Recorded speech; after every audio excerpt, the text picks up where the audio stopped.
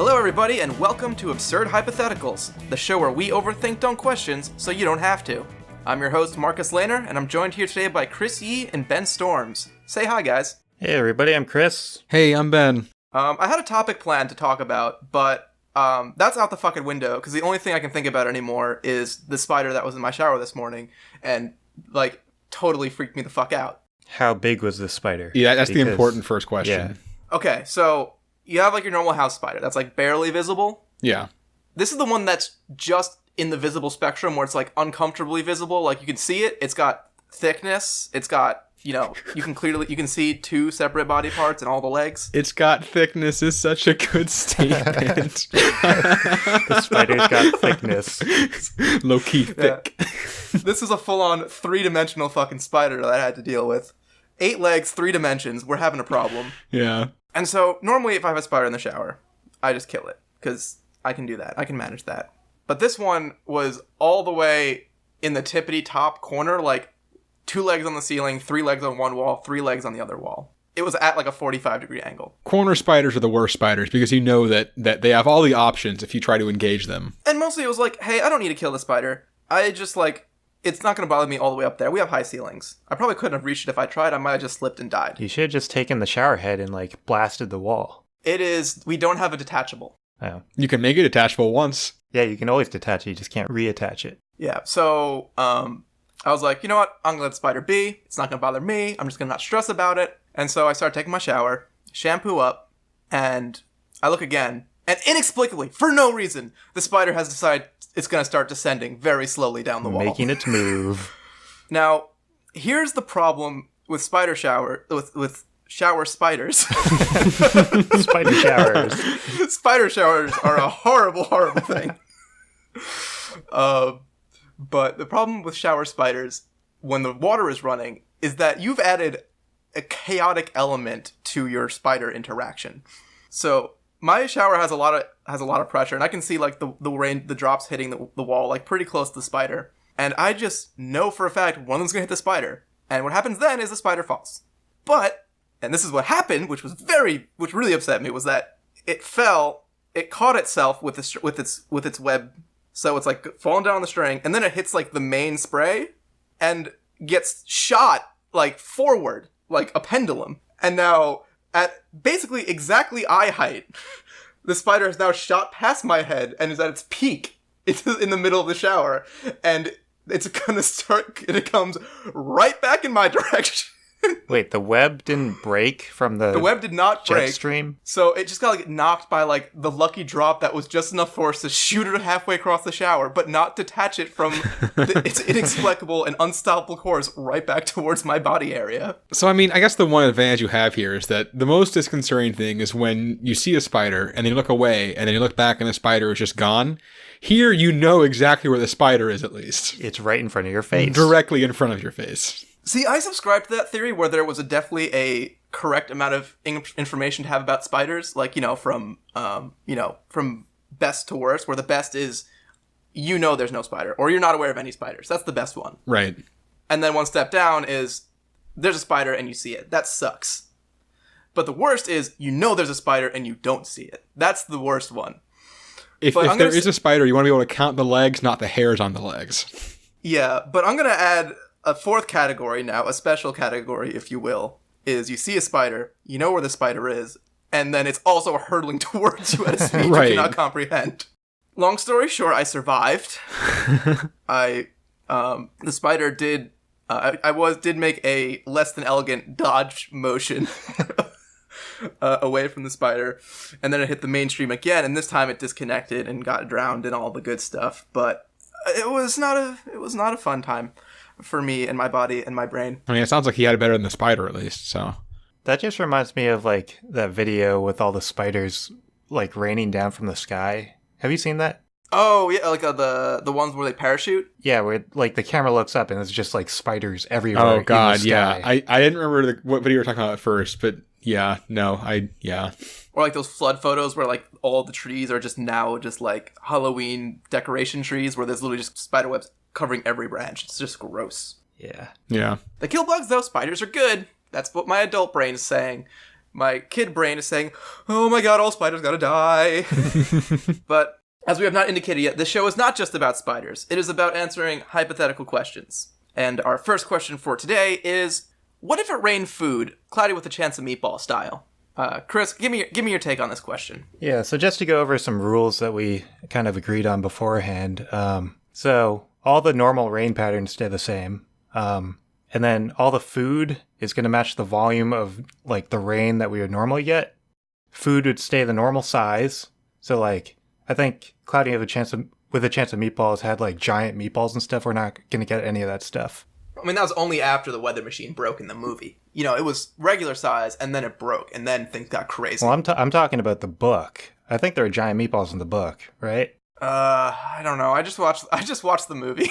Full disclosure, I have not watched the movie or read the book, so I'm kind of flying blind here, guys. Ben, what the fuck? Do you not like delightful things in your life? I like some delightful things. I just like to deprive myself of some of them too, apparently. This is like source material for this question. How did you answer this question without having seen Cloudy? Yeah, it's like research. It's like homework you have to do. I made some assumptions. Come on. Yeah, I made some assumptions. The slogan of this show is I made some assumptions, so cut me some slack here. The food is going to be served, like, it's going to fall as served, so it's going to be cooked and seasoned. It's not going to be raw. And then finally, the food items are going to be random, so we're not going to, like, you're not going to know what's coming. It'll be predicted in, like, the forecast, but it's not going to be 100% correct. So those are just some ground rules. Now, when you say, like, not 100% correct, is it, like, a chance of food precipitation, or the chance the food precipitation is pizza? I think we were saying that it's going to be, like, the chance of rain sort of thing. Like, the percentage that they give you now in forecasts is going to be similar to that. Right, but there's going to be, like, an extra percent of what food it is. Yeah, you get two percentages where you have the type of food and the chance of food. Yeah. There's going to be a lot of beach calculus where it's like, oh, it's a nice day out, but there's a 40% chance of precipitation and it's a 60% chance of meatballs. It's like, I don't mind if it's I don't mind if it's the 40% salad. I'll go to the beach in that, but I don't want the meatball at the beach.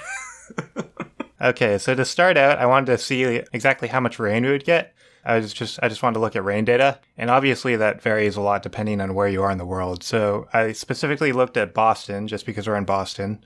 And Boston gets 49 inches of rain a year on average. And then depending on the month, it averages around 5 inches per month. And just recently, like last month, we got in a 1-inch storm. That was the biggest storm that month. And then in April, we got a 2.5-inch storm. Hey Ben, is that your porno name? 2.5-inch storm. I can't even go with a comeback because that was actually pretty good. So I'm just gonna accept that one. So I wanted to see how much of this I could collect because, like, obviously if food is falling, I'm gonna want to collect it just because it's free food. So assuming that I have a yard that's like 50 feet by 50 feet, I don't know if that's like the normal size of yards because I don't have one. But let's just say it's 50 by 50. Sure, like in Boston probably. Well, people aren't going to have a yard in Boston, but like in the suburbs. Suburbs, like, I had a suburban fact. I had 60 by 100 for suburbs. Okay. Well, then mine's small, but still. For 50 by 50, you get 1,500 gallons in volume. So that's a lot of food if you convert that to food. If you compare 1,500 gallons to food, wow, that's a lot. Yeah. So I don't think food is really going to be a problem. If you collect it, you might have to, like, preserve some of it just because you don't know when the next rainstorm is going to be and you want to be all set. Like, if you're in California, then if there's a drought, then you might be in trouble. But if a storm is, like, happening 3 or 4 times a month, I think you'll be fine. Yep, I actually did the math and I can just insert it here. Whether a suburban property would be self-sufficient. So I came out that a suburban property can support 6 people on average, food-wise.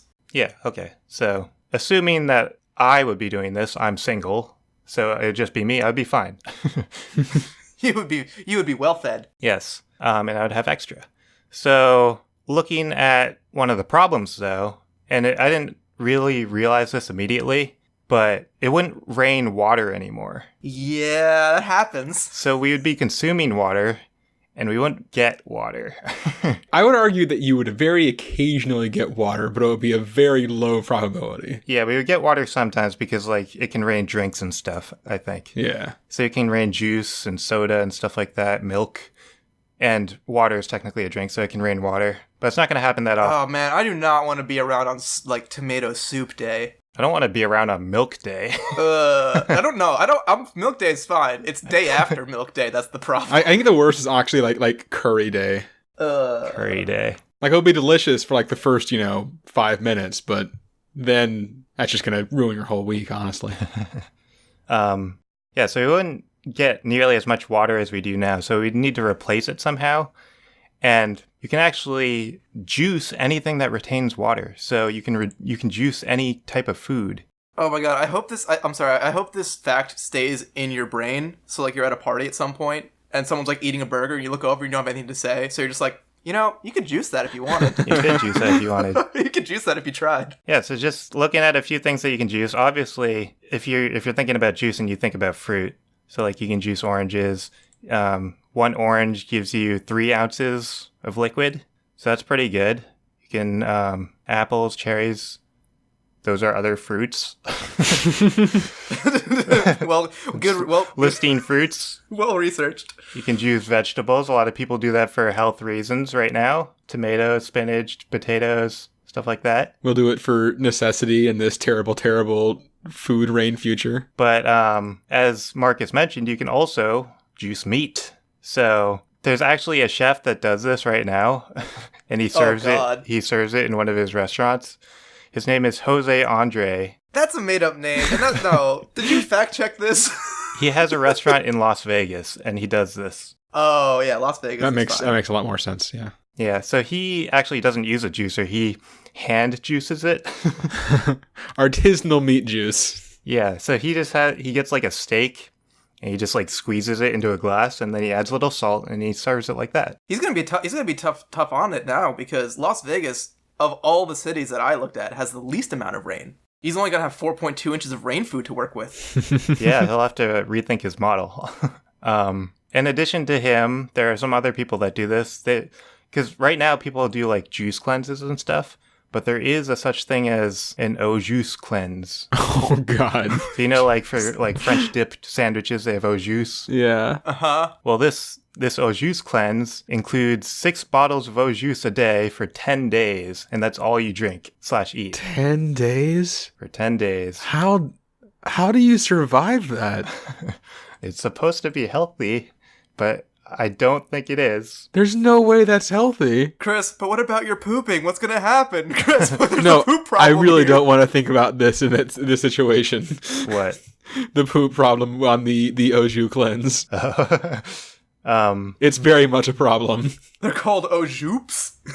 The guy behind this cleanse, he mentioned that like normal juice cleanses, they have like vitamins and stuff in the vegetables and fruit. But he was like, what this lacks in vitamins, it makes up for in sodium. Wait. He's like, I drink like 900% of my daily intake of sodium every day. That's bad. I know, it's bad, but he said it like it's a good thing. Oh no. Are you sure this wasn't a joke? This could have been a joke, right? I'm pretty sure it's not a joke. The website looked legitimate. And then a third thing that's meat juice related is just called meat juice. It's a brand name, meat juice. And they make different flavors. They have ham, they have liver, and then at the bottom, they have a note that says meat juice can be used in any recipe instead of milk. So if you have like a recipe for like a cake or something, don't use milk, just use meat juice. Yeah, I put a splash of milk in my scrambled eggs in the morning. Can't wait to replace that with meat juice. I mean, it's like mixing in bacon or something, I guess. Just have meat juice with your cereal. Yeah. So yeah, that's just proof that you can juice meat. We already do it. So if it rains meat, we're good. And yeah, that's my plan. Just to replace water. Well, it was to replace water, and then it turned into juicing meat for some reason. Yeah, that's my plan.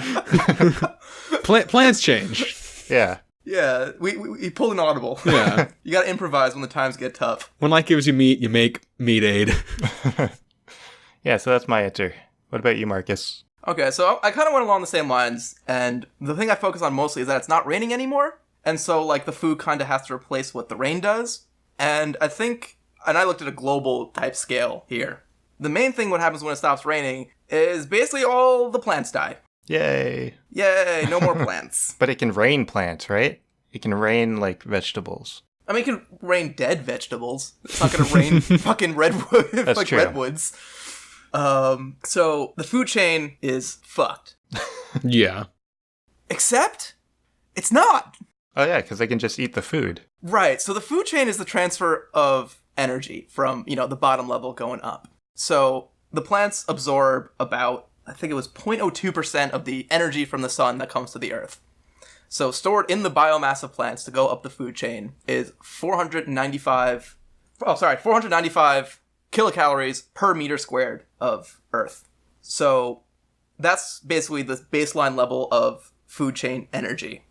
The amount of food that falls, a global average 39 inches per year, giving an average calorie amount of food of 881 calories per kilogram, you actually end up with 1,228 calories per meter squared which is close to triple the 495. So it's better. So there's actually more energy available for the food chain than there was previously.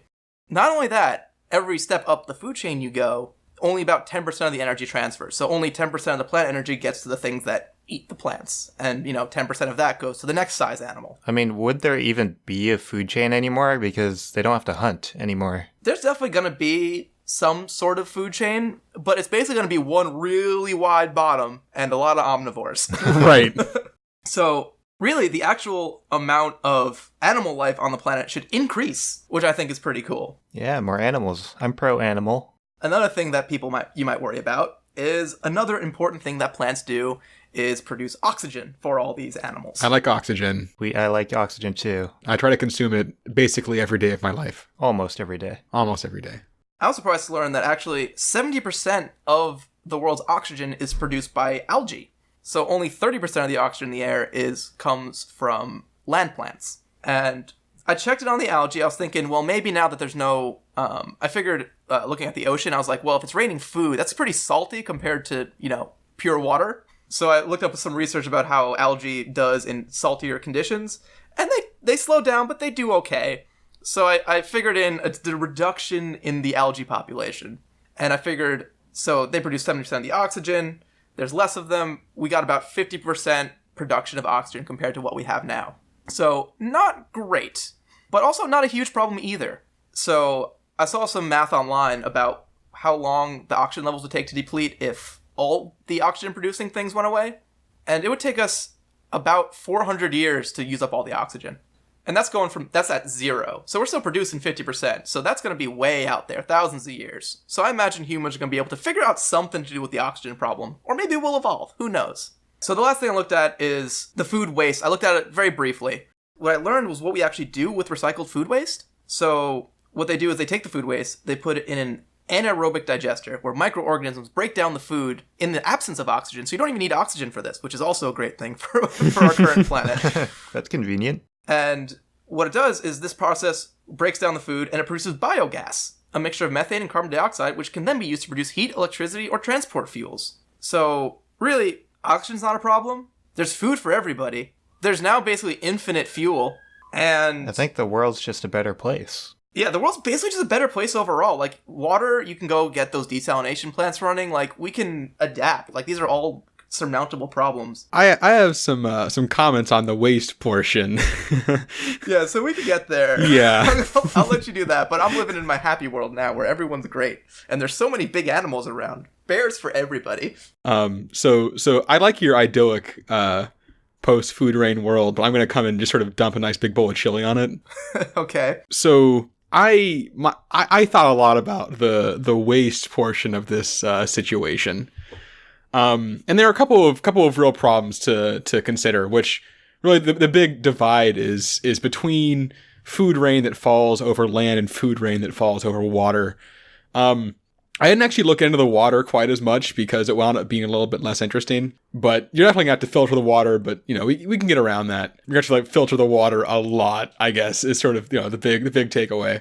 For food that falls on the ground, things get kind of tricky. So sort of what I started thinking about was just how do you get rid of all the food that falls on the ground? Because I sort of assumed, so I did some calculations on volume of water as well. So if you have a square mile and you have 1 inch of rain, that winds up being 4,014,489,600 cubic inches of rain. Only? Per square mile. Only? It's a decent amount. So I'm going to assume in some of these calculations that we can catch about a quarter of the food that falls, which just is a bit of idea of scale here. The approximate... Now, when you say catch, like catch in our mouths, like your snowflakes? I mean, like, people are going to set up nets and buckets and things like that and try to, like... It's going to stand outside, tilt your head up, and open your mouth. I mean, that's going to be a portion of it, yeah.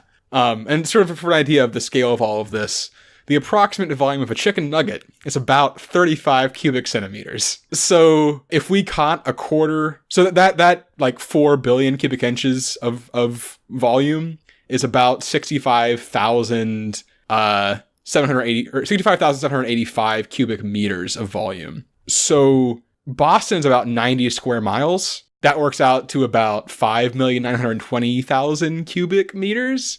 So if you catch a quarter of that, that winds up being about 1.5 million cubic meters. And that in chicken nuggets is approximately 126,872,421,429 chicken nuggets, which is about 7.5 trillion calories. I like the idea, though, Ben. I'm staying on the optimist side. I like the idea of chicken nugget storm. Yeah, I'm driving to the beach. I decided that I was gonna risk it, and oh man, here it is, chicken nugget rain. Should have stayed home, but it's okay. I just pick up my old French fry container from McDonald's and I put it out the window, and I got a 10-piece chicken McNuggets right there for free while on the road. But here's... And I eat those chicken nuggets, nom, nom, nom, nom, stick it back out, another 10-piece. Can't stop me, and I got another 10-piece. If you don't catch it, you still have the 5-second rule. You still have 5 seconds to pick stuff up. Yeah, and you grab another one, pass to your buddy, another 10-piece. But now here's the problem, is that 5-second rule is going to pass pretty quickly, and then you just have a lot of chicken nuggets on the ground, which if you caught a quarter of them, you're going to have approximately, like, almost 400 trillion chicken nuggets on the ground from this 1 inch of rainfall in Boston. So I started trying to think of ways to not even like, I like your idea of converting to biofuel. I just focused on trying to get them somewhere that's not just all over the ground. That was the problem I tried to figure out, was how do you deal with all of these fucking chicken nuggets or whatever? Launch it into space. Well, just like even gathering them. So like I look at like street sweepers. The volume of a street sweeper, like the amount it can carry, is about 4.6 cubic meters, which is only about 131,000 chicken nuggets. That's not going to cut it. Like, you're going to need a lot of street sweepers constantly for every storm. Like, it works out to 965,000 loads of street sweepers. And I don't even know if a street sweeper can, like, pick up a chicken nugget. I don't even know if that works. Don't get me started on, like, drumsticks or something. Like, I have a mental image now of, like, a Bob the Builder, like, living street sweeper, like, going down the street, and there's, like, one chicken nugget on the ground. He's like, oh, I don't know about this. Bob, I don't know if I can take it. I don't know if it's gonna fit. So I was trying to make street sweepers work, and it's just not gonna cut it. So I was like, okay, so we need something a little more intense. So I was like, all right, what about going with Boston? What about, like, the same way you deal with snow? What if you just get plows and just plow away these chicken nuggets? So apparently a snow plow can clear an acre of ground in approximately 45 minutes. Boston is about 57,600 acres, which means that it's 43,200 plow hours to clear it, which is 1,800 plow days. So once again, that's not really sustainable. Boston manages, kinda. It can work. And I mean, obviously that's not a perfect calculation because not all of Boston is roads. But unfortunately that brings up the other problem, which is not all of Boston is roads. So you can't use a snowplow or a street sweeper on, like, a field. So, like, no joke, my plan was to get, like, pigs and just let them go. But I don't think that even that's going to be enough. Like, be free, pigs. Pigs will rule the world. But that's the problem. Like, you're going to have so much food on the ground. If you have a 1-inch storm, I don't think you can get out of that. You're just going to get buried in this particular example that I keep coming back to, chicken nuggets. And I honestly don't know what to do about it. See, that's where your pessimism and my optimism come at each other. Because in my optimistic mind, the world's just going to evolve. Like, if there's plentiful food, animals are just going to reproduce and survive, and there's going to be more things eating them. There's going to be 20 times as many pigs, and they're just going to all be fine and dandy, hanging out, eating food. And it's going to keep going until there's an equal number of food-eating pigs to food that needs pigs to eat them. And then the pigs will eat all the food, and then the pigs will still be hungry, and the pigs will see us, and that's the real disaster. There's going to be basically limitless bacon. But we already have that from the food rain. Yeah, if it rains bacon once, then we don't need bacon. Well, I mean, bacon goes bad pretty fast. You don't want to eat bacon like more than really like 10 minutes after it gets off the fucking grill. But that's my exact point, is that what if it rains bacon and then suddenly we just have all this rotting bacon everywhere? Well, there's no mad pig disease, right? Pigs can eat bacon. Oh, that just seems cruel. Yeah, that doesn't seem right. Well, then they would just build up their bacon parts, like and become mega bacon. Everything that a pig needs to make bacon has to be in bacon. Yeah. So my answer is actually slightly inconclusive, because I honestly, like everything I tried, I could not figure out a way to deal with all of the excess food. Because the sheer quantity of excess food is staggering. I do like the mental image of you being at your desk and being like, damn it! No, I was seriously how do I like, fix this? And someone's like comes like, Ben, do you need a hand? It's like, so many chicken nuggets. There was a point where I legitimately had 3 different windows with different calculators open on my computer, like with different numbers in them, trying to figure this out. Just like a giant chalkboard. Chicken nugget equals question mark. It's like one of those murder things where like things are connected, but it's just 85 pictures of chicken nuggets connected by strings. If this were a movie, there'd just be a shot of me like lying in bed, like tossing and turning as just like ghostly chicken nuggets rain around me. Yeah, you're tossing up a hacky sack that like slowly turns into a chicken nugget as you toss it. And you're like, ah! And Matt Damon is just going to walk past your chalkboard one day and solve it. Yeah. He just puts like a square root somewhere and you're like, my God. Oh my God! I also, unrelated to the whole chicken nugget thing, back before I realized that street sweepers were an incredible waste of time, I found a thing talking about how Toronto bought a fleet of $300,000 street sweepers, and they swept up 18,000 metric tons of material each year. I was like, okay, we're going to be good, before I realized the scale of all of this. And in the process of doing some math, I was trying to find the heaviest foods by volume to do some, like, math. And Google suggested heaviest foods by weight, which, come on, guys. Like, that doesn't make any sense. The most of whatever you have. Right. So, yeah. So, I guess just, like, try to plow it and then hope there's a lot of pigs. I don't know, guys. Make chicken nugget juice. When life food chicken nuggets. Make chicken nugget aid. Yeah, I like how we landed on, like, 3 different... We usually either all come to an agreement of whether it sucks or is good. But I feel like I'm at like 10 out of 10, this is great. Or maybe not 8 or 9 out of 10, let's be honest here. And then Chris is like a 3 or a 4, and then Ben's just like a 1. Yeah, I'm just like, 0 to 1. We are drowning in like meat sauce within the first month. So, which God, I didn't even think about like how to clean up like if it rains slushies. I don't even know what you do in that situation. Well, that's just like snow. I guess, yeah. Anyway. Yep, anyway, we are off to our sponsors! Spotters! Guys, I have a bit of a confession though. In the last few episodes that we've done, not saying all of them, not saying none of them, our sponsors may not have been, as you call them, real companies that pay real money for our services and our advertising. Wait, are we not getting paid? Yeah, guys, we're not getting paid. Also, what happened to all that money I sent to those companies? I don't know. I don't know. I think I bought chicken nuggets. But luckily... But that's a problem in the past, because now we got totally real sponsors! Sweet, I'm getting paid. Am I getting paid? No. Have you noticed that things keep disappearing from your apartment? Do you sometimes see your neighbors wearing clothes that you thought used to be yours? Has your roommate, Jim, who's a really nice guy but sometimes has trouble being direct with people, started being much more angry with you recently? Maybe even angry enough to pay for an ad on a podcast? Is your name Frank? If this sounds like your life, why not try locking the goddamn door when you leave the apartment, Frank? It's so easy. Just stick the key in there and turn it, and then maybe people won't keep stealing Jim's stuff. Just try locking the goddamn door today. Seriously, Frank, just try it.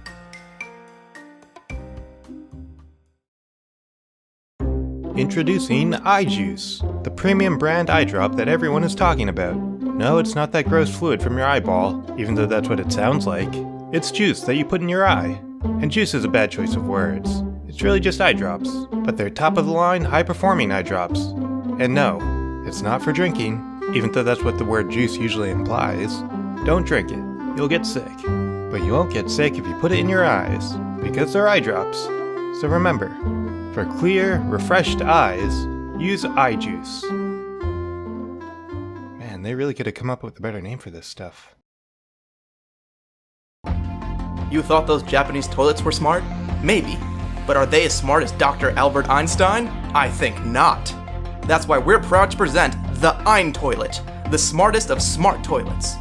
Each toilet's neural network algorithms come preloaded with all of Einstein's seminal works, so while you're dropping a deuce, your toilet will be dropping a deuce on humanity's understanding of the inner workings of time and space.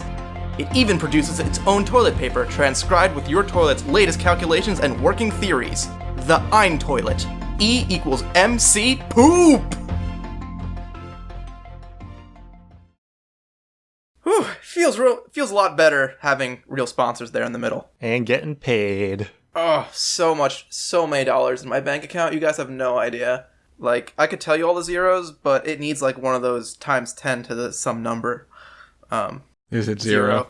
A lot of zeros, including in the exponents. But anyway, on to our second question of the day. What if you were only 6 inches tall? So the first thing I considered, and really the only thing I considered, was what job would you have if you were only 6 inches tall? Of Right. course. Because obviously, like, living and living expenses are way reduced, actually. So if you have any kind of real job, you're just fucking proportionally making so much money. Yeah. So after some brainstorming, what I decided was the best and most awesome job when you were 6 inches tall is being an exterminator. Ooh.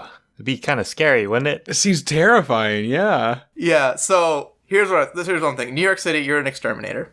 New York City rats are about 16 to 20 inches long. You're a goddamn knight. Like, Like I said, you're gonna be the most badass person in the world. So they are bigger than you by you're about as tall as, you're taller than them, but they're twice as long as you are tall. yeah. And another fun thing that you're going to have to struggle with is they gather in small colonies of about 30 to 50 rats, which I don't consider small colonies, but that's what is said on the internet. Yeah, that's a lot. That implies that there are also large colonies of rats, which makes me absolutely terrified. Yeah, so you're going to need a weapon. And I was thinking making a little crossbow or something cute like that, like a spear. But no, this is America. You can get a fucking gun. Can you hold a gun? The miniature revolver C1ST, which you can purchase for $6,200 from Swiss Minigun, is a tiny firearm that measures just more than 2 inches long and weighs less than an ounce. Will you be able to withstand the recoil? That was my next question. Finally, I did a lot of ballistics. I did not look at that one. That's important. It's an important detail. I'll have to do a follow-up episode where I check my math. But I considered the other important things, whether they would actually do any good, because this is a tiny gun. Like, it fires a 2.34 millimeter caliber bullet. Oh, that's adorable. I guess it's like got, the size of your fist, though, right? Yeah, it's smaller than the palm of your hand. Funnily, it's actually banned in the US because a gun is not allowed to have a barrel less than 3 inches long for concealed weapon stuff. And the whole gun isn't 3 inches long. But it is just small enough for you to be able to use it as maybe not as a pistol, but you can hold on to it and, jigger it around. I mean, the concealed weapon thing doesn't apply to you. Yeah. You can't conceal that. It is your job. This is your professional equipment. This is your job. You're going to have a license anyway. This gun is a third as long as you are. This is basically like one of those giant anime swords, but a revolver, which is pretty badass, except that it's also adorable. It's got a lot of good stuff going for it. So, my first question is, does this gun even work? Will this gun actually produce enough force to hurt a rat? According to the internet, the force of this gun is 0.71 foot-pounds, or about a newton of force. Doesn't seem like a lot. It's not great. That's what I was thinking. So, I went online, and this is probably my favorite thing that someone actually ever did this, from Studies on Wounds, Healing by H. Fenton and G.B. West from the University of London in Brunswick Square. They did this study back in 1963, where they measured the tensile strength of rat skin. As one does. as one does in 1963 when there's obviously nothing better to do. The 60s were a weird time, guys. Why would you ever need that information? I don't know. I think I think the actual reason is medicine and, talking about needles or scalpels and all this bullshit. But I like it out of context way better. Anyhow, sheer tensile strength of rat skin, 200 grams per centimeter, giving it a sheer strength of 120 grams per centimeter. And another fun thing to Google, the thickness of rat skin is 2.09 millimeters. Good to know. Good to know. So, doing some calculations, the force required to puncture that thickness of skin with the radius of that bullet, you actually only need 0.002 newtons, which is way less than our 1 newton. All right. So this gun is like overkill. Not as much, because, yeah, you can break the skin, but you're just breaking the skin. The question is, does it do any damage to the rat? Oh, yeah. So, I sat down, and I broke out literal integrals, figuring out from the initial traveling velocity of 400 feet per second, how much damage it does based on the density of the rat flesh. So, once you hit it at 400 feet per second, once it's in the rat, it's going to decelerate at 142,000 feet per second squared. And tippity-tappity, all the math done. Your bullet actually goes through about 6 to 7 inches of rat before it stops. All right. That's a good amount. Long story short, we have our weapon. So, you can now kill rats. Great. Second problem. There's 30 to 50 of these things. Things can get ghosted out pretty quickly. You need an escape plan. The nice thing about being very small is that you're also very light. So I was thinking, can you use those little CO2 cartridges as a jetpack? Again, math time. I did a lot of math on this one. I had nothing better to do with my week. I like to imagine that each of these is like a question on a physics test. Yeah, they honestly could be. I got to rehash some of my old physics knowledge. Question 1. If you are 6 inches tall and you need to kill a rat with a tiny gun.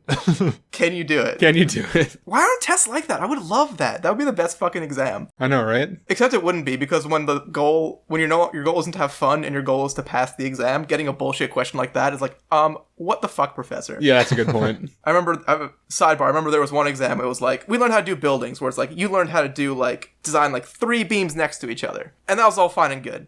That was complicated. And then our final question was like, imagine a building with infinite beams. No. And literally I was like, are you goddamn joshing me? Anyhow, back to tiny person jetpack. According to my calculations, you weigh about 0.9 pounds, or 40 grams. The CO2 canisters weigh 25 grams each. So they actually weigh more, if you put 2 of them together, they actually weigh more than you do, but when you get to sizes that small, you can really support a lot more than your body weight. It's not equivalent of carrying 200 pounds on your back. So what can you do with these gas canisters?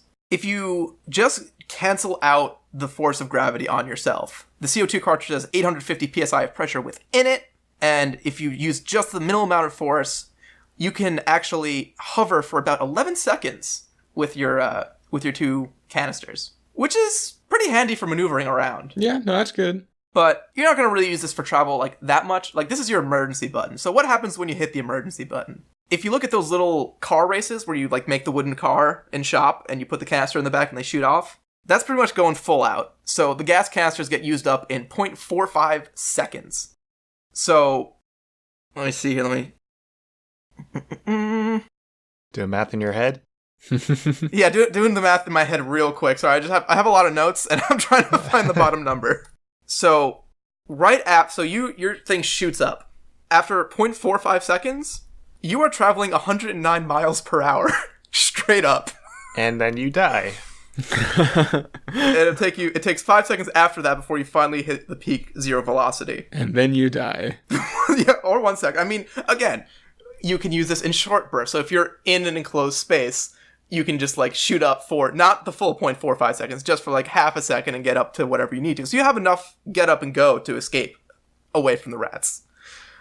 But I'm thinking the movie moment where you gotta use the full canister. It's the rat zombies are converging. There's thousands of them and you need to get the fuck out of there. So if you use them all and you add up all the distance you traveled and your speed and everything, you get 450 feet of lift from these 2 cartridges. And what you guys said. Hey, you're dead. Not necessarily. The largest G-force survived on record is by John Stott, as he set a speed sled land speed record.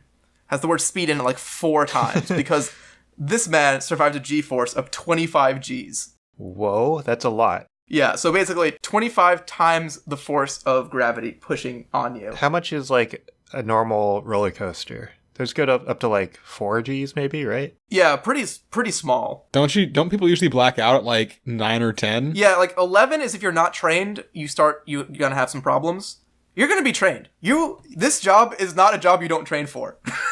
No, definitely. Yeah. You are gonna need your fucking $6,200 miniature revolver C1ST manufactured by Swiss minigun. But the jetpack only puts you under 24 G's of force. So you're just good. Technically alive. Yeah. So, I mean, I don't think you need to get any more badass than that. Like, you have your gun, you have your jetpack. You're basically like the rat, the Boba Fett of rats. Oh, 2 guns. Oh, you can kill twice as many rats. Yeah. And once you make it real big, you can get even more badass. Because there's a solid gold version of the tiny gun available for $60,000 that even has a tiny rocket launcher attachment, which fire luminescent rockets that explode in green, white, or red. Why? That's incredible. Why does this exist? I think when you're buying a $60,000 2-inch long golden gun, you don't ask questions like that. Like, if you're making a gun, why would you ever think, oh, I'm going to attach a rocket to this? Chris, you're not making a gun. You're making a tiny, tiny, tiny gun. This is like a hobby project. This is not... Yeah, the bigger problem, it's not just why would you put a rocket launcher on it? Why would you put a rocket launcher in which the rocket is approximately the size of like a fingernail clipping on it? I think I was overestimating the sound that it was going to make. The impact is like... Okay, I was about to say, I'm like, Ben, your mic didn't even pick up that noise you made. No, yeah, that's how quiet it was. You're fighting all these rats and it sounds something like this. The action! So yeah, that's what I think is the most badass job if you were 6 inches tall. Not necessarily the easiest job. Definitely badass. It seems incredibly dangerous still. I think I would probably die in the first week. Yeah. I would probably die in the first day. Probably. Yeah, it's gonna be tough because you also don't have like a rat hunting sensei that's gonna teach you the ropes. Yeah, you're gonna be the first one. Your old grizzled guy who's gonna give you some tough lessons, but when you're about to die, he'll kill 30 rats, before they kill you. No, they're just gonna kill you. You're just gonna get murdered. But to be that kind of exterminator, you gotta risk something. You gotta risk it for the biscuit. If you can pull it off, you'll be super popular because people will like you. Like, if you hear about someone doing that, that's awesome. You want to hire them. Oh yeah, you can get some TV crossovers. Like you join up with hoarders and you just go into the nastiest houses with the biggest infections. But yeah, that whole thing just makes me happy. So another one in the optimistic book for me. Ben, tell me about your horrible pessimistic way this is going to ruin your life. So no, I think I figured out a pretty nice little life as well, slightly less dangerous than yours, which is not saying much, since I think most lives are less dangerous than the one that you have proposed here. Hey, it's life in the big city, you guys. It ain't easy. So one of the first big issues that I did notice is that transportation is going to be very, very tricky for you. You obviously cannot drive. Well, come on. You can get a tiny car. But all right. So the problem. So I thought of this. I thought about like a tiny car. So actually, let me just go through it. So you can't drive. You can't take the bus because I don't think you can get onto a bus. You can't take an Uber because you can't get into the car. I think that there's a lot of basically every means of transportation is kind of not really going to fly for you. I mean, it's your premise, so I don't want to kill it, but you underestimate my willingness to pick up any tiny 6-inch tall man and bring him onto the bus with me. Holy fuck, that would make my day. We'll get there. I thought about if you could ride an animal. And I went down that path a little bit, but then I realized, and this is the same issue you get with a tiny car, I feel like any of those are still going to be so slow. You're going to be slower than walking, as a normal person. Even if you're I don't know what the biggest animal you could ride is, a ferret? I don't know. Instead of exterminating the rat, you could train it. Yeah, rats are pretty quick. Yeah. I guess that's true. They can go faster than walking, maybe? I don't know. Maybe it's close, right? Like, I didn't check if rats were going to run you down before you could pull the trigger. I think they could probably like burst faster than walking, but like over a long period of time, they're going to slow down. I've seen rats go pretty fast. But that's like scurrying though, you know, that's like their panic run. So it's not sustainable. So I thought about flying in a drone, but then I realized that you can't actually make the controls small enough for you to use them, I don't think. Okay. So you'd have to have someone fly you around, which would be, I mean, I would totally do, because that sounds awesome. But like the flight time's not long and you can't actually control it yourself, so it's not that helpful for you most of the time. So really what I realized, also stairs are a big problem, because apparently the like standard height for stairs in the US is about 7 inches. Oh, so 7.5. Well, no, it's 7 by 10.5 or 7.5 by 10. I think the max is 7 3/4 or something. I think generally like the rule of thumb is 7 by 10. 7 up, 10 across. Okay. So you can get up that. You can still do it. You can do it, but it's like every step is like scaling a fence. Like you're not going to want to do it all that much. You don't want to have to rest after every 2 steps. Right, yeah. And like going down, I guess going down steps is a little more simple, but a little more dangerous. So really, you kind of need to be carried by someone basically all of the time to get around in like any kind of reasonable time frame. And I realize like you that like your actual like cost of living is going to be very small because you are also very small. You just gotta find a girlfriend who's, you know, not too picky about which is the 6-inch dimension. So what I realized that you can actually, so, you know, I've tried to be altruistic a couple times on this show unsuccessfully. I always turn to smuggling or making money, but I actually found a way to be altruistic this time that I think works out better for everyone. So I figure you can actually basically get into a symbiotic relationship with a blind person. Where basically you are their seeing eye tiny man, where you ride on their shoulder and just whisper in their ear things they need to be aware of. It's perfect because you can basically... Oh, I liked it till you said the word whisper. Well, so the fun thing is, you're going to be very quiet. You're not actually... If you whisper, you will be literally inaudible. You're going to be speaking as loud as you can, and it's going to be a whisper because your lungs are very small. So... You actually can't really talk to people who are, like, any distance away from you, I don't think. Because you're just not going to be able to, like, project your voice far enough. So this is actually, it's perfect because you are their eyes, they are your voice, and they are your transportation and, like... Everything else. Everything else aside from eyes, which they don't have. Well, I mean, they have, but not, you know... They can't see, you know, you see for them, they do everything else for you. And your payment is just, like... When they get a meal, they give you like a bite and you're fed. That's all you need. What does your shoulder perch look like? This is what I want to get into. So now. I was thinking about this, and I mean, you could just hold on, but I think that's going to be really like tough for you and sort of uncomfortable for them in the long term if you're like hanging onto their ear to like for like support. I think you could get like a net, like sort of like one of those, you know, like the travel pillows that like go around your neck. Like that, but with like a cup holder you sit in. Oh, like a sidecar. Yeah, but on their neck. I think you should get like a throne. So I think the important thing is you need comfort for everyone involved, right? Like I don't want to be an inconvenience to this person. You could do what they did in Ratatouille. You could wear like a chef hat, and you could be in the chef hat, even though they're not a chef. They might be a chef, you don't know. They could be a chef. Yeah, just find a chef to do this. That would be fun. They could wear like a 2-story house hat. That would be cool. You just live permanently on their head? Well, not permanently. They put you down when they're inside. So I mean, I feel like this really does, like, you know, think about just how much in their day-to-day life, suddenly, you know, you think about, like, if you have a seeing eye dog, it's very limited in the information it can actually give you. You know, obviously they're trained to, you know, tell them when they're going to, like, walk off the street or if there's, you know, when it's safe to cross streets, things like that. But they can't actually, like, read signs to them, things like that. You can greatly enhance their life at basically no cost to them, aside from having to carry around a tiny person all the time. Except completely invading their personal space 100% of the time. Hope they like you. Right. I mean, it's definitely going to be a complicated relationship. You don't want to get on... Neither of you want to get on each other's bad sides. Because the pranks that can be pulled are pretty brutal and possibly lethal. It's going to be tough to advertise yourself as a blind person symbiote, like... Because there's obviously not, like, a match dating service for it. And even if there was, like, you'd have your profile picture, And what would you like put like not to scale or like stand next to a penny? And then they'd be No, like, I think that's the key is that you actually make it exactly to scale.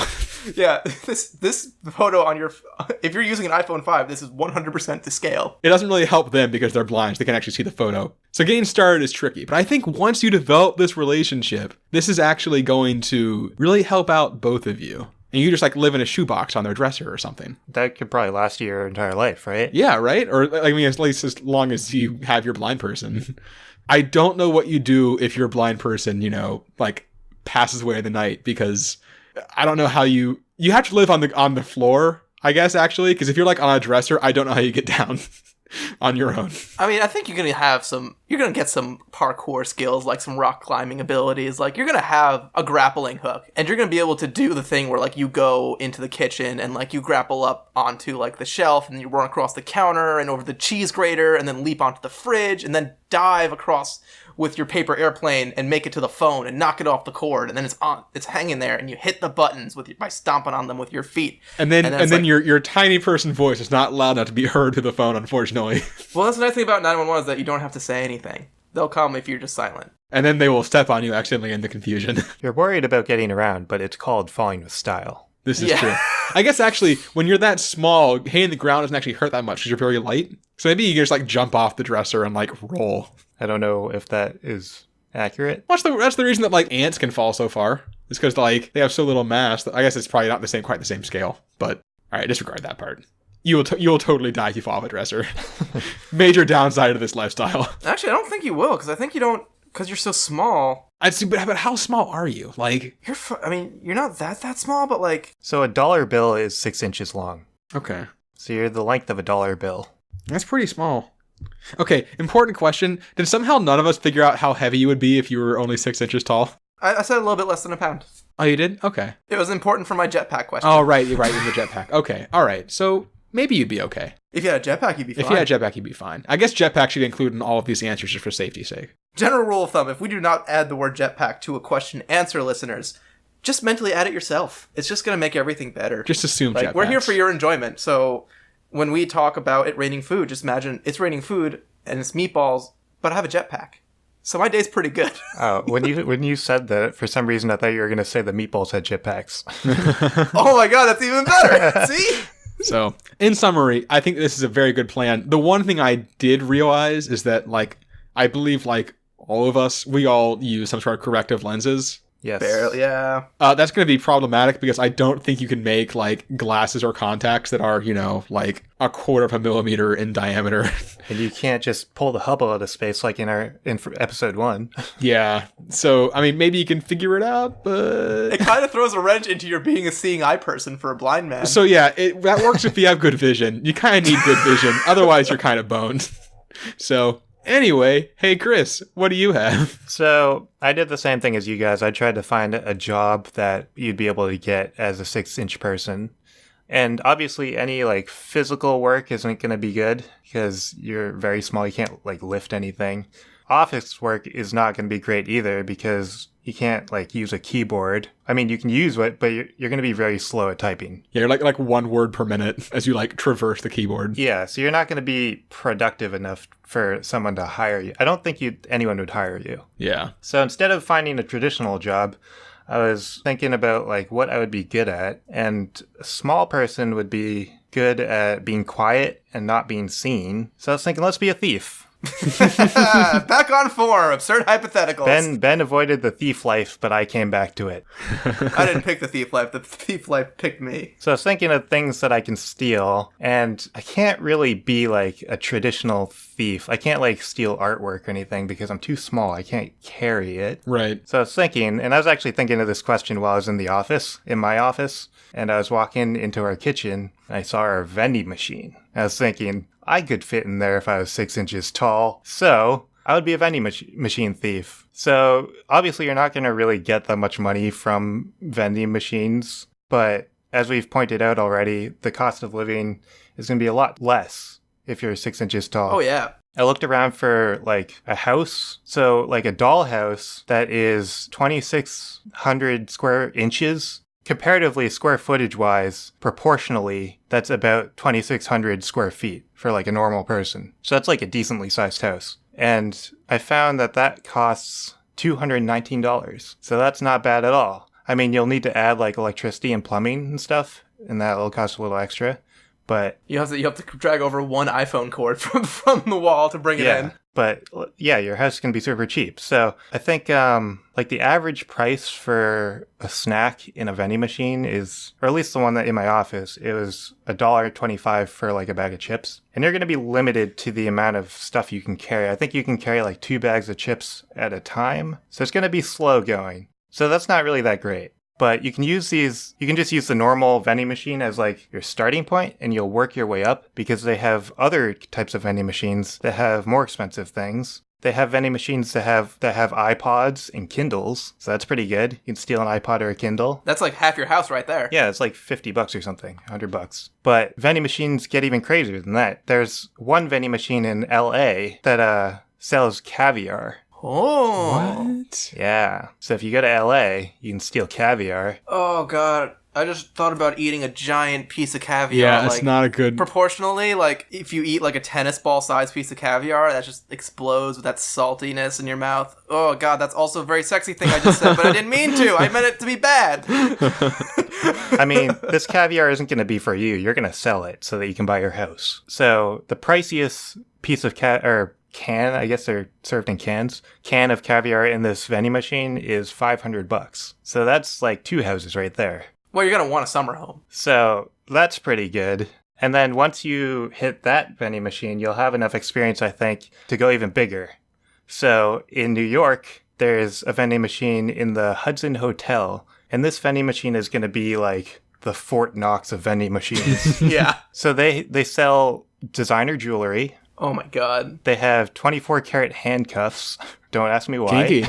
Yeah, I mean, if I'm going to get tied to the bed, they better fucking spend a lot of money to do it. Right, yeah. You can get a 2-night stay at a penthouse in a hotel that's worth $4,500. And then the crown jewel of everything, the most expensive thing you can get from this vending machine is a Ferrari rental for a week that is worth $10,000. Whew. So if you get this one item, you're set for life. So this if you hit this vending machine, this is the sort of thing where, like, in a heist movie, we're doing one last job and then we're out of the game. This is the one last job, yeah. We don't even need to do it, but we just need to do it. I just gotta feel the blood pumping in my veins. Oh, it's like one last job and then you're out. Well, yeah, but they usually don't have to do the job because it's like the 7th movie and they've already stolen, like, the Declaration of Independence 4 times. Where it's like Ocean's 13. Yeah, it's like Ocean 15 and a half, the next one. And they're just like, we're gonna rob this bank? Yeah, we're gonna rob this bank.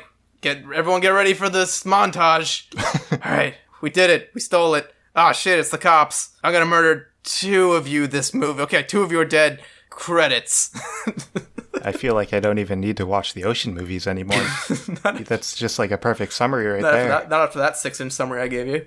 Yeah, and so these items, they're kept on like a certificate of purchase, so it's just like a piece of paper. So it's not even that hard to carry out because you're limited with how much you can carry. The one problem is it's not going to be like a normal vending machine. It's higher security. So you're going to need to like know what you're doing beforehand. I don't actually know how this vending machine works inside because I haven't seen it. So I don't know what you would need. All I know is that there's like an automated door that opens and closes that you need to get into somehow. And I also know that this vending machine doesn't just sell expensive stuff. They don't just sell $10,000 Ferraris. They also sell sticks of gum. Oh shit, I hit A1. I'm fucked. I meant B2 for the gum. Oh no. Yeah. My bank account. That's their entire business model. Yeah. So it's not actually that hard to get in. You just buy a thing of gum, a stick of gum, the door opens and you go inside. And then you chew the gum. Getting out might be a problem. Then you chew the gum and you use that as a balloon to very gently make your final escape. There is a roof on the vending machine. Well, you cut through it with your MacGyvered. You connect some wires, and then you burn a hole, and you pop up, and then you have your stick of gum, and you chew it, and then you float gently down, and then you accidentally get the gum on the piece of paper, and you're like, shit, but it's laminated paper, so it comes off okay, and then you run out of the hotel, and nobody's the wiser. I'm just imagining a like regular-sized gum bubble like popping on you while you're 6 inches tall, and that's just gonna be the worst cleanup ever. Yeah, you're not going to be able to blow a giant bubble as a tiny person. You're just going to blow a tiny bubble. So you bring a CO2 canister, and you use it to get up to the top. And then you have your rocket launcher gold gun. And then you use the canister to fill up the bubble gum. And you have your blind person on lookout duty. Yeah. You do need a second person to get out, so you can have the blind person. He's definitely the distraction. So he's around, and he's like, just like 4 feet away from the vending machine, being like, I can't find my 6-inch man. And I think that'll be actually work, because no one's going to believe him. Everyone's going to be like, oh, he's blind and delusional, poor guy. And then they're going to take him away, and it's going to be all you. Yeah, I like this. I like combining all of our answers into stealing stuff from this vending machine. We have reached Absurd Hypotheticals nirvana.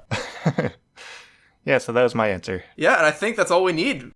Tune in next week, where we answer the following questions. What if everyone was a human Katamari ball? And what if all plants were carnivorous? If you have any questions, comments, or your own hypothetical idea you want us to answer, let us know. You can reach us by email at absurdhypotheticals@gmail.com. Send us a tweet at absurdhype, that's HYPE hype. Visit our website, www.nerdchomp.com/absurdhypotheticals. And if you enjoyed the show, don't forget to subscribe and leave us a review on iTunes. It really helps out the show and lets us keep making it for you.